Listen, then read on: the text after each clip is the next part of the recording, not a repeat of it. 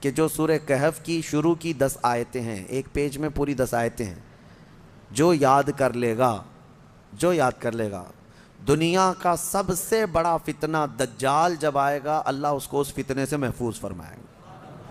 میں سورہ کہف کو عرض کرتا ہوں کیونکہ بہت فضیلت والی سورہ آج ہم نے تلاوت کی ہے، بالکل بیچوں بیچ میں یہ سورہ آئی ہے قرآن پاک کے، سورۃ الکہف۔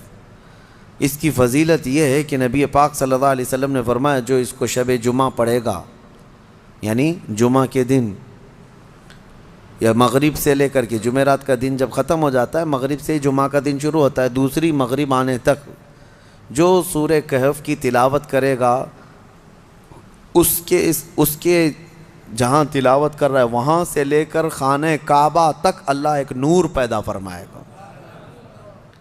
اور بھی بہت ساری فضیلتیں کنز العمال میں آئی ہیں، فرمایا کہ جو سورہ کہف پڑھے گا اللہ اسے 3 دن تک ہر طرح کے گناہوں سے بچا لے گا، اور پھر کنٹینیو کرتا رہے۔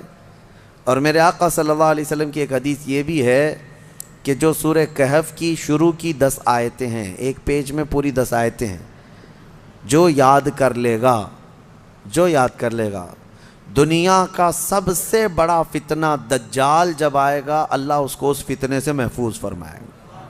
وہ دجال کے فتنے سے محفوظ رہے گا، ورنہ دجال کا فتنہ بہت سخت ترین ہوگا۔ یہاں باباؤں کے فتنے سے لوگ نہیں بچ رہے ہیں، کوئی چمتکاری بابا آ جائے تو سب اس کے سامنے بھیڑ لگا دیتے ہیں۔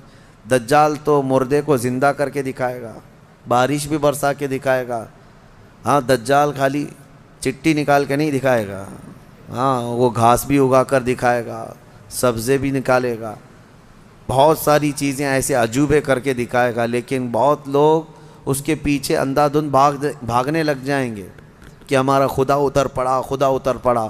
صرف ایمان والے جن کو اللہ بچانا چاہے وہ اس کے فتنے سے محفوظ رہیں گے۔ ایک تو بچ جانا الگ ہے، لیکن جو اس پر ایمان نہیں لاتا ان کو وہ سزا بھی دیتا ہے۔ دجال جو ہے دونوں ٹانگیں پکڑ کر چیر دے گا، کچھ لوگوں کو کھولتے ہوئے تیل میں بھی ڈال دے گا، اس کا رعب و دبدبہ ہوگا، اس کا غلبہ ہوگا۔ اس کے لیے مومنین کو وہ اذیتیں بھی دے گا، تکلیفیں بھی دے گا، لیکن جو جمع رہا اس کے لیے بہت بڑی جنت ہے، بہت بڑی جنت کا اللہ نے وعدہ فرمایا۔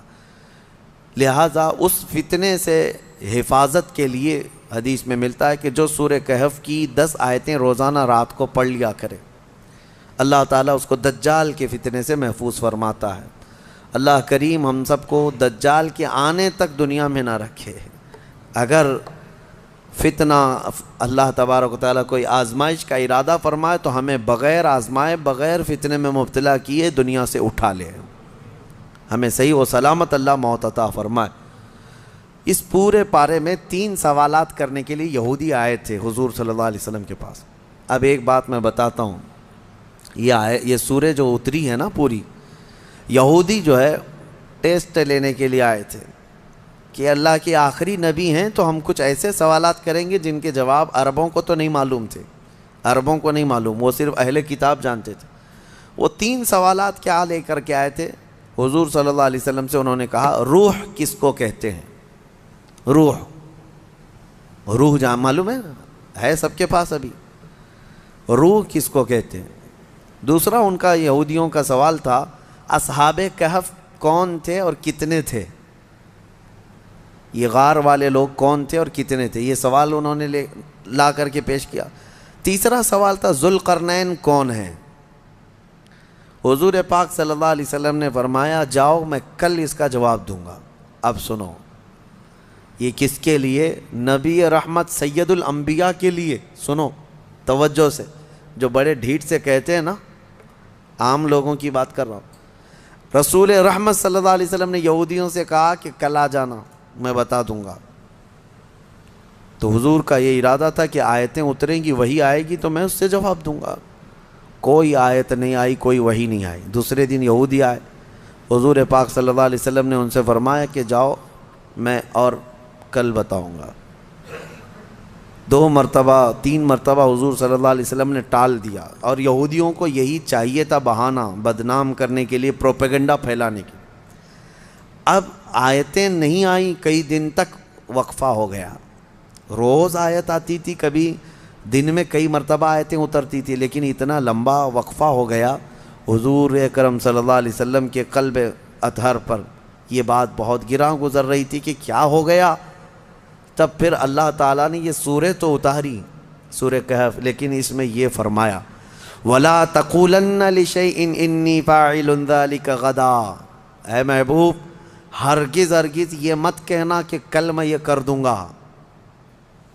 یہ اللہ تعالیٰ کو پسند نہیں ہے. اپنے رسول کو اللہ تعالیٰ فرما رہا ہے ہرگز یہ مت کہنا کہ کل میں یہ کر دوں گا، الا ان یشاء اللہ. جب بھی کہنا تو یوں کہنا اگر اللہ چاہے تو کروں گا.